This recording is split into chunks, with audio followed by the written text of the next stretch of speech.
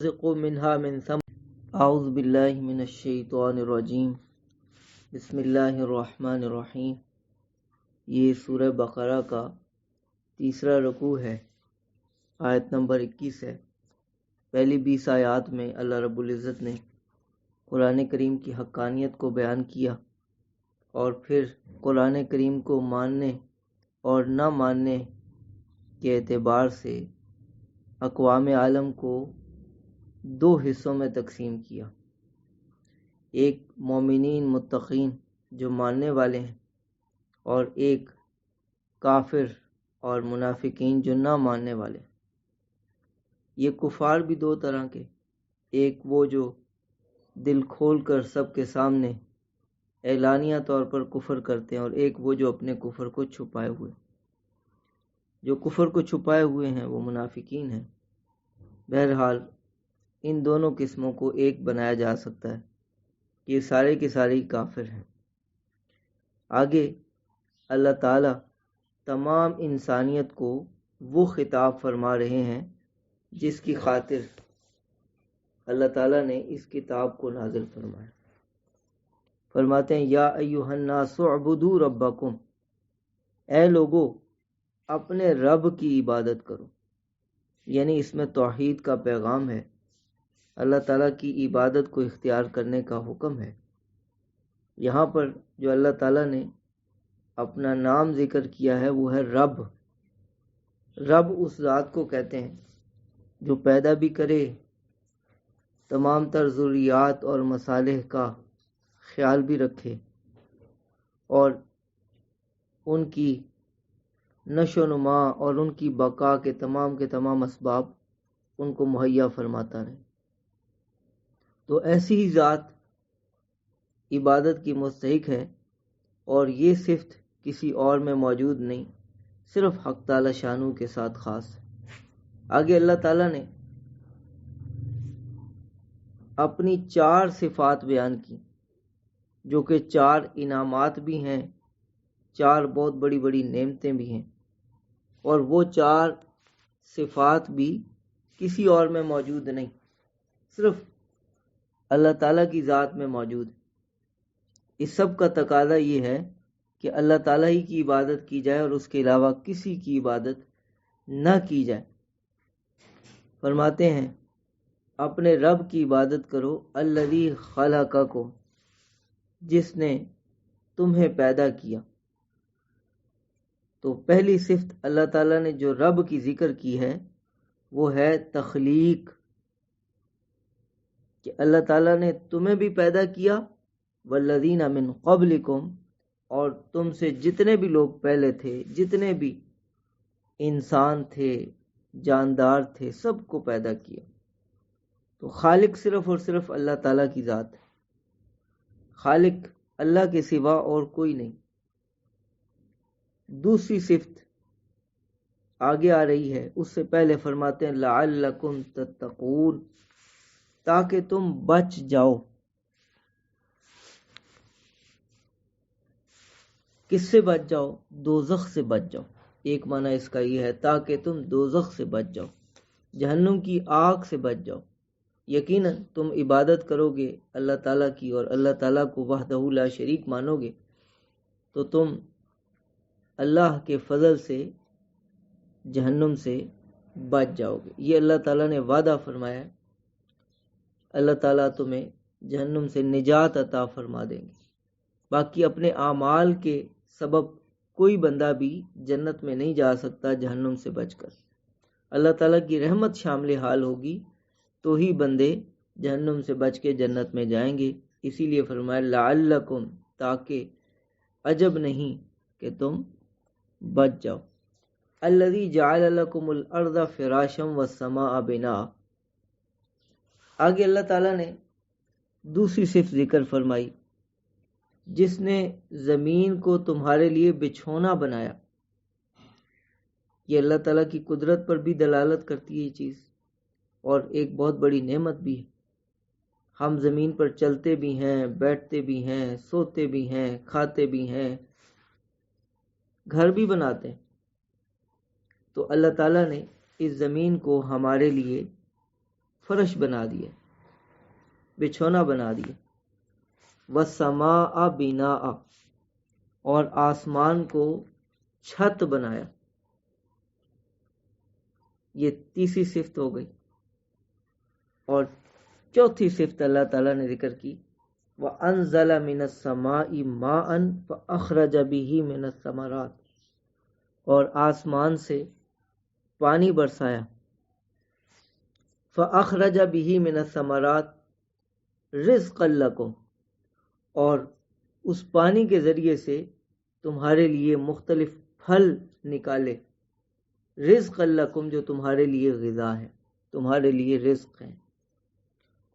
اللہ تعالیٰ نے یہ بھی ایک بہت بڑا انعام فرمایا کہ جس طرح ہمیں پیدا کیا تو پیدا کرنے کے بعد یوں ہی نہیں چھوڑ دیا، بلکہ اللہ رب العزت نے ہماری بقا کا سامان بھی فرمایا۔ زمین و آسمان بنائے، آسمان سے پانی برسا کر ہمارے لیے غذاؤں کا، ہماری خوراک کا انتظام فرمایا۔ ہم جتنی بھی زمین سے چیزیں حاصل کرتے ہیں اس میں ہم خود بھی محنت کر رہے ہوتے ہیں، لیکن اس محنت کی حیثیت صرف اور صرف حفاظت کی ہے یا ماحول کو بہتر بنانے کی۔ بیج سے پودا تو اللہ نہیں اگانا ہے، بیج سے درخت اور پھل تو اللہ تعالیٰ نہیں نکالنا ہے۔ ہم کیا کر سکتے ہیں؟ زمین کو اس کے لیے ذرا موزوں بنا سکتے ہیں، پانی کو زمین میں پانی پہنچا کر ماحول کو مزید بہتر بنا سکتے ہیں، اور کچھ ادویات وغیرہ اور جو دیکھ بھال کے حوالے سے جو کام ہے وہ کر کے ہم حفاظت اور نگرانی کر سکتے ہیں۔ یہ کام کہ بیجوں سے پھل نکالنا، پیداوار بنانا، یہ اللہ تعالیٰ کا کام ہے، یہ اللہ تعالیٰ کی قدرت ہے۔ فَلَا تَجْعَلُوا لِلَّهِ أَنْدَادًا وَأَنْتُمْ تَعْلَمُونَ، اوپر فرمایا کہ تم اپنے رب کی عبادت کرو، توحید کو اختیار کرو۔ یہ ساری کی ساری نعمتیں اللہ تعالیٰ کی عبادت کی طرف تمہیں دعوت دیتی ہیں، بلاتی ہیں، اور تم اللہ کے سوا کسی کو اللہ کے مقابلے میں نہ بناؤ۔ یہ شرک کا رد کر رہے ہیں۔ وَأَنْتُمْ تَعْلَمُونَ، جب کہ تم جانتے بھی ہو کہ یہ سب تصرفات اللہ تعالیٰ کے ہیں، یہ سب کام کرنے والی ذات تنہا اللہ تعالیٰ کی ہے، پھر تم کیوں اوروں کی طرف متوجہ ہوتے ہو؟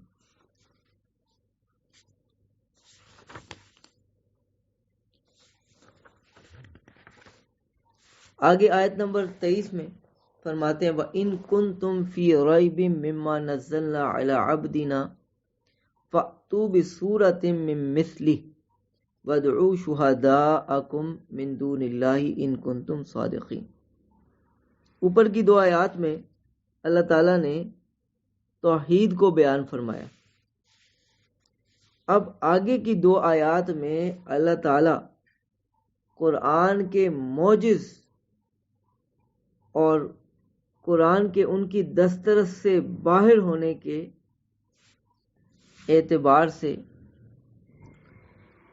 انہیں چیلنج بھی کرتے ہیں، اور اس کے ذریعے سے نبی کریم صلی اللہ علیہ وسلم کی رسالت کو ثابت کرتے ہیں۔ قرآن کریم میں 3 عقائد کو امہات المسائل کہا جاتا ہے۔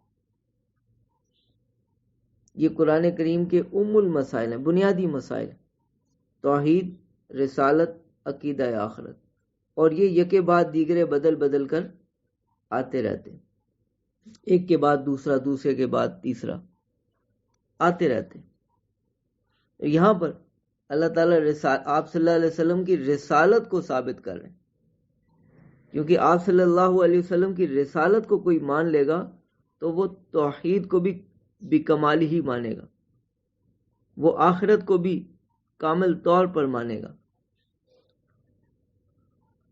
اس کے لیے اللہ تعالیٰ قرآن پاک کے اعجاز کو دلیل بناتے ہیں کہ یہ قرآن پاک معجز ہے، اس طرح کا کلام تم نہیں لا سکتے، تو یقیناً یہ اللہ تعالیٰ کی طرف سے یہ کلام، جب یہ کلام اللہ تعالیٰ کی طرف سے ہے اور اللہ نے اپنے بندے پر نازل کیا ہے تو وہ بندہ جس پر یہ کلام نازل ہو رہا ہے وہ اللہ کا نبی اور رسول ہے، جیسے کہ وہ دعویٰ کرتا ہے کہ میں اللہ کا بھیجا ہوا پیغمبر ہوں اور مجھ پر اللہ تعالیٰ وہی نازل فرماتے ہیں۔ تو فرماتے ہیں وَإِن كُنتُمْ فِي رَيْبٍ مِّمَّا نَزَّلْنَا عَلَىٰ عَبْدِنَا، اگر تم اس کے بارے میں جو ہم نے اپنے بندے پر نازل کیا شک میں ہو۔ ریب اس شک کو کہتے ہیں جس کی کوئی بنیاد نہ ہو، بے بنیاد شک میں ہو، کیونکہ دلائل بے شمار اور تمہارے شک کی وجہ کوئی ہے نہیں، تو پھر ہم تمہیں چیلنج کرتے ہیں، اگر تمہیں شک ہو رہا ہے ہم تمہیں چیلنج کرتے ہیں فَأْتُوا بِسُورَةٍ مِّن مِّثْلِهِ، اس کے مثل ایک صورت لے آؤ، وَادْعُوا شُهَدَاءَكُم مِّن دُونِ اللَّهِ، اور اللہ کے سوا اپنے تمام مددگار بلا لو، انسانوں میں سے، جنوں میں سے، اپنے بتوں کو، اپنے خداؤں کو، ان کنتم صادقین، اگر تم سچے ہو بلا لو سب کو۔ فَإِن لَّمْ تَفْعَلُوا، چیلنج کے بعد مزید اللہ تعالیٰ ان کو ابھارتے ہیں، اگر تم نہ کر سکے وَلَن تَفْعَلُوا، اور جان لو کہ تم کر بھی نہیں سکو گے۔ کسی کو اس طرح کا تانا دیا جائے اور وہ کوئی کام کر سکتا ہو تو وہ اپنی پوری طاقت لگائے گا، لیکن ان کے بس کی بات تھی نہیں، یہ تو اللہ کا کلام ہے۔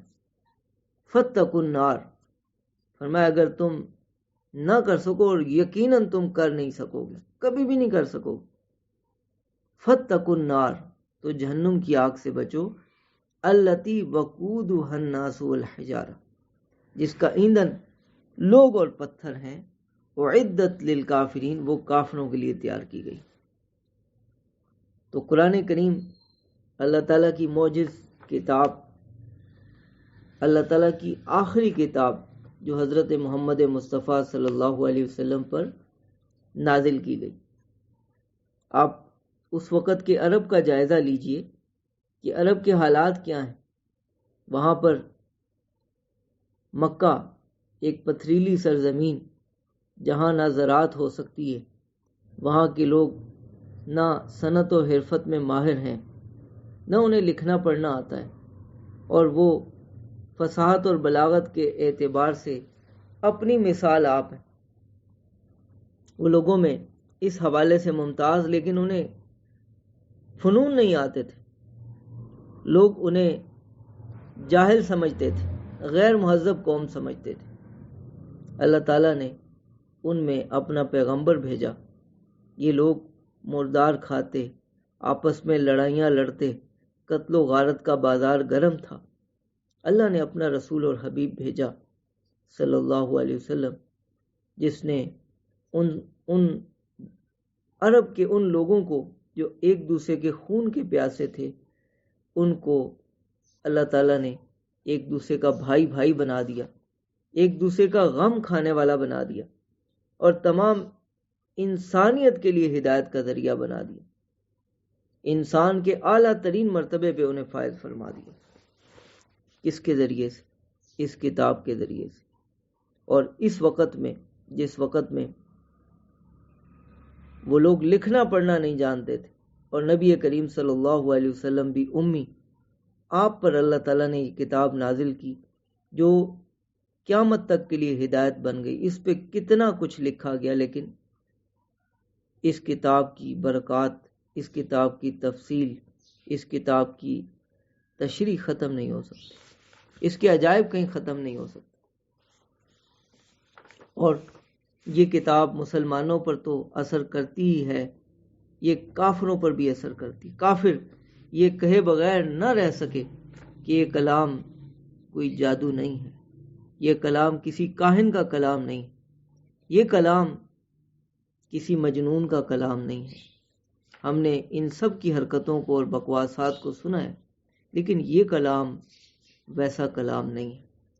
یہ بڑے متعصب قسم کے جو کافر تھے، جو ایمان نہیں لائے، ان لوگوں نے یہ باتیں کی، ایمان سے محروم چلے گئے، لیکن وہ بھی یہ کہہ اٹھے کہ یہ کلام کوئی معمولی کلام نہیں ہے۔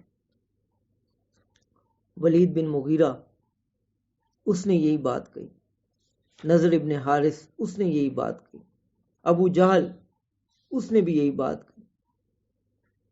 تو یہ وہ کافر جو کفر کے ساتھ دنیا سے چلے گئے، وہ بھی یہ کہہ اٹھے کہ یہ کلام کوئی معمولی کلام نہیں ہے، یہ جو تم اس کو سمجھ رہے ہو کہ یہ خود ساختہ ہے، یہ ایسا نہیں، اس کے اندر عجیب مٹھاس ہے۔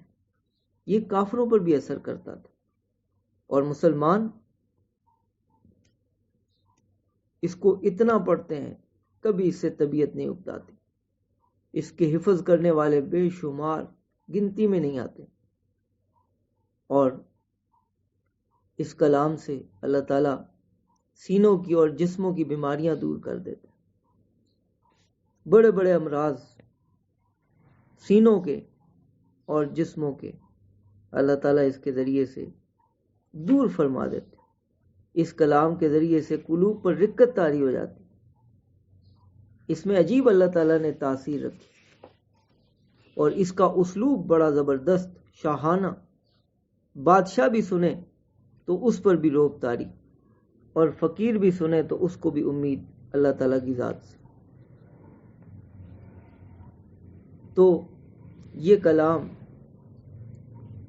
اللہ تعالیٰ کی طرف سے اتارا ہوا، اس میں پیشین گوئیاں ایسی کہ بالکل 100% سچی ثابت ہوتی، دلوں تک کی خبریں جو لوگوں نے دلوں میں سوچا اللہ تعالیٰ نے بتا دیا۔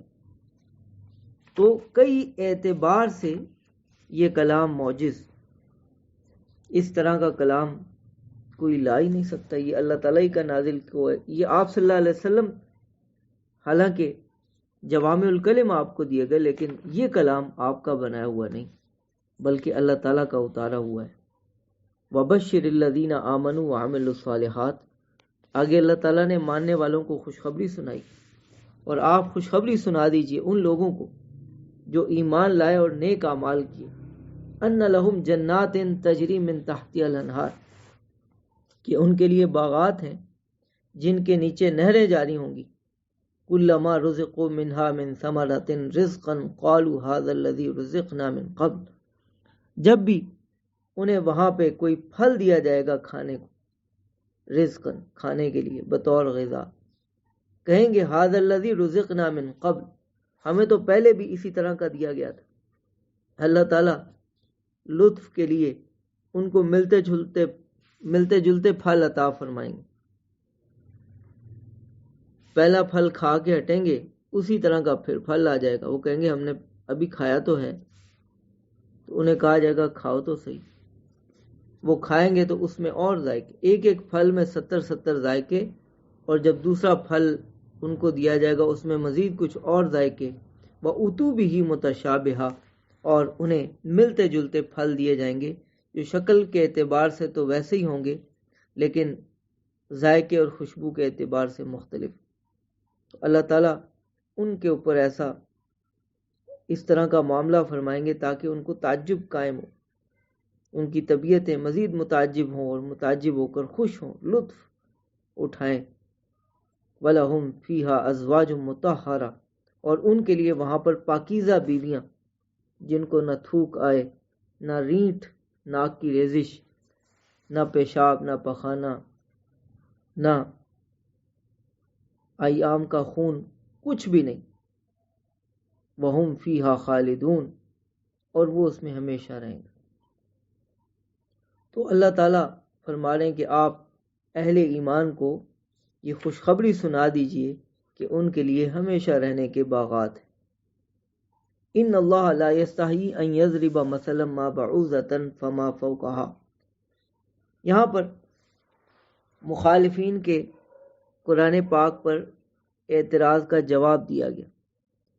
قرآن پاک میں بعض جگہ پہ اللہ تعالیٰ نے مثال کے طور پر بتوں کی مثال دینے کے لیے مکھی کا ذکر کیا، تو معترضین نے، مخالفین نے کہا کہ اگر یہ اللہ کا کلام ہوتا تو اس میں اتنی گھٹیا چیز مکھی کا ذکر آتا، اللہ تعالیٰ اس کا جواب دیتے ہیں ان اللہ لا یستحی ان یضرب مثلا ما بعوضۃ فما فوقها، کہ اللہ تعالیٰ کوئی بھی مثال بیان کرنے سے شرماتا نہیں، خواہ وہ مچھر ہی کیوں نہ ہو یا اس سے کوئی بڑھ کر چیز کیوں نہ ہو۔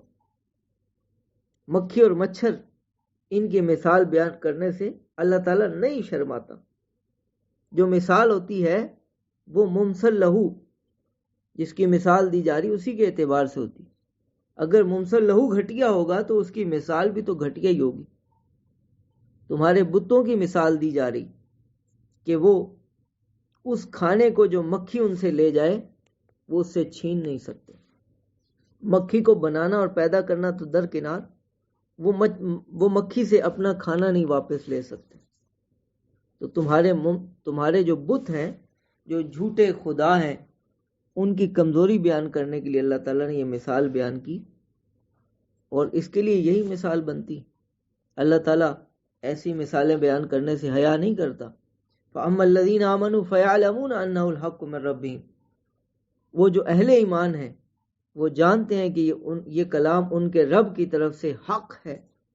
وَأَمَّا الَّذِينَ كَفَرُوا، اور جو کافر ہیں فَيَقُولُونَ مَاذَا أَرَادَ اللَّهُ بِهَذَا مَثَلًا، وہ یہ کہتے ہیں کہ اللہ تعالیٰ نے اس مثال سے بھلا کیا ارادہ کیا ہے، کیا مراد لیا ہے، اللہ کا مطلب کیا ہے۔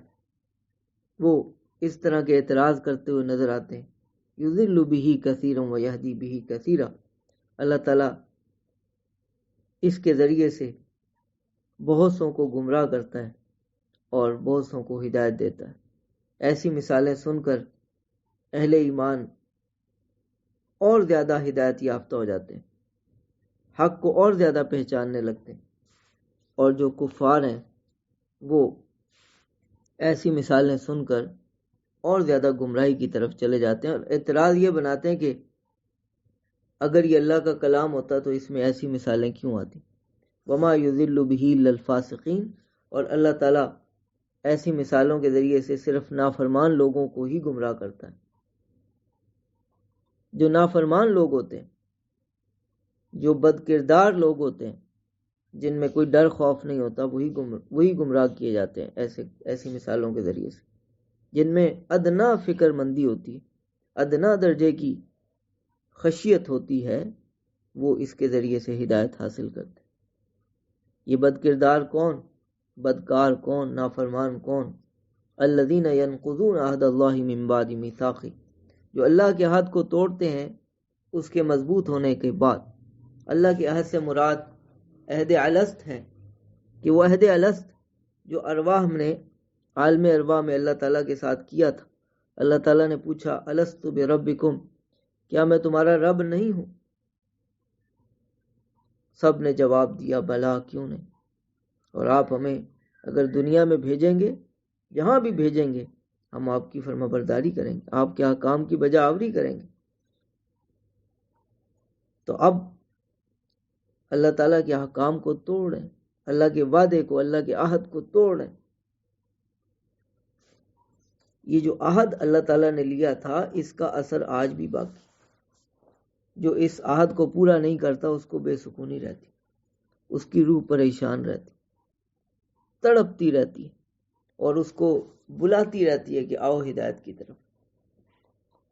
اور جو اس عہد کو پورا کرتا ہے اس کی روح مطمئن ہو جاتی ہے، اس کی روح سکون پا لیتی ہے۔ تو اس عہد کا اثر آج بھی باقی ہے۔ وَيَقْطَعُونَ مَا أَمَرَ اللَّهُ بِهِ أَن يُوصَلَ وَيُفْسِدُونَ فِي الْأَرْضِ، اور اللہ تعالیٰ نے جن رشتوں کے جوڑنے کا حکم دیا یہ اس کو توڑتے ہیں اور زمین میں فساد مچاتے ہیں۔ یہ کفار انسانیت کا تو کیا خیال کریں گے، یہ انسانیت کے علم بردار بنے پھرتے ہیں۔ انسانیت کا تو کیا خیال کریں گے، یہ رشتہ داریوں کو بھی پامال کر دیتے۔ اسلام ایسا مذہب ہے کہ جو انسانیت کا احترام کرنے کا بھی حکم دیتا ہے، جو رشتہ داریوں کا پاس کرنے کا بھی حکم دیتا ہے۔ اور یہ کافر اللہ تعالیٰ نے جن رشتہ داریوں کو جوڑنے کا حکم دیا اس کو توڑتے ہیں۔ جب دیکھتے ہیں کہ ان کے رشتہ دار توحید کی طرف آ گئے، دین اسلام کو اختیار کر لیے، یہ ان کے دشمن ہو جاتے ہیں، ان کو قتل کرنے کی سازشیں کرتے ہیں۔ وَيُفْسِدُونَ فِي الْأَرْضِ، اور زمین میں فساد مچاتے ہیں، کفر و شرک کو پھیلاتے ہیں، اسلام کو مضبوطی سے تھامنے والوں کے ساتھ دشمنی رکھتے ہیں اور اسلام کو مٹانے کی کوششیں کرتے ہیں۔ کفر و شرک سب سے بڑا فساد، اسلام کے خلاف سازشیں کرنا سب سے بڑا فساد۔ اولئک ھم الخاسرون، یہی لوگ خسارہ پانے والے ہیں۔ ہمیشہ سے ایسے لوگ خسارے میں رہے اور آج بھی یقیناً انشاءاللہ یہود خسارے میں رہیں گے۔ کیف تکفرون باللہ وکنتم امواتا فاحیاکم، تم اللہ کا انکار کیسے کرتے ہو، کیسے تم اللہ تعالیٰ کی ناشکری کرتے ہو۔ پچھلی آیتوں میں اللہ تعالیٰ نے توحید کو اور رسالت کو بیان کیا اور منکرین اور مخالفین کے جو اعتراضات تھے ان کو رد کیا۔ آگے ان دو آیات میں اللہ تعالیٰ اپنے احسانات کو بیان کرتے ہیں اور احسانات کو بیان کر کے اپنی اطاعت کی طرف متوجہ فرماتے ہیں، شکر گزاری کی طرف متوجہ فرماتے ہیں۔ کیف تکفرون باللہ، تم اللہ کی ناشکری کیسے کرتے ہو، وکنتم امواتا، حالانکہ تم بے جان تھے، منی کا قطرہ تھے، فاحیاکم، اللہ تعالیٰ نے تمہیں زندگی دی، ثم یمیتکم، پھر وہ تمہیں موت دے گا، ثم یحییکم، پھر وہ تمہیں اٹھائے گا، ثم الیہ ترجعون، پھر تم دوبارہ لوٹائے جاؤ گے۔ هو الذی خلق لکم ما فی الارض جمیعا، وہی ذات ہے جس نے زمین میں جتنی بھی نعمتیں ہیں وہ سب کی سب تمہارے لیے پیدا کی۔ اللہ تعالیٰ نے سب کچھ انسان کے لیے پیدا کیا، لیکن انسان کو اپنی عبادت کے لیے پیدا کیا۔ وما خلقت الجن والانس الا لیعبدون، میں نے جن و انس کو اپنی عبادت کے لیے پیدا کیا۔ ساری چیزیں اللہ تعالیٰ نے انسانوں کے لیے پیدا کی۔ هو الذی خلق لکم ما فی الارض جمیعا ثم استوى الی السماء، پھر وہ آسمان کی طرف متوجہ ہوا، فسواہن سبع سماوات، اور انہیں 7 آسمان کر دیا۔ تو اللہ تعالیٰ نے زمین کو بھی پیدا فرمایا، آسمان کو بھی پیدا فرمایا اور 7 آسمان بنائے۔ وَهُوَ بِكُلِّ شَيْءٍ عَلِيمٌ، اور وہ ہر چیز کو جاننے والا ہے، ہر چیز کو جاننے والا، سب چیزوں کا اس کو علم ہے۔ تم اللہ تعالیٰ کی نافرمانی اور ناشکری کیسے کرتے ہو، اس سے دور کیوں کر بھاگتے ہو؟ تمہیں کبھی سکون نہیں آ سکتا اور تمہیں کبھی تسکین نہیں مل سکتی۔ اللہ تعالیٰ کی اطاعت کی طرف آ جاؤ، کیونکہ وہی تمہیں پیدا کرنے والا ہے اور وہی تمہیں ساری نعمتیں عطا کرنے والا ہے، اور اسی کی طرف تم نے لوٹ کر جانا ہے۔ تو اس طرح سے یہ تیسرا رکوع مکمل ہوا۔ وآخر دعوانا ان الحمد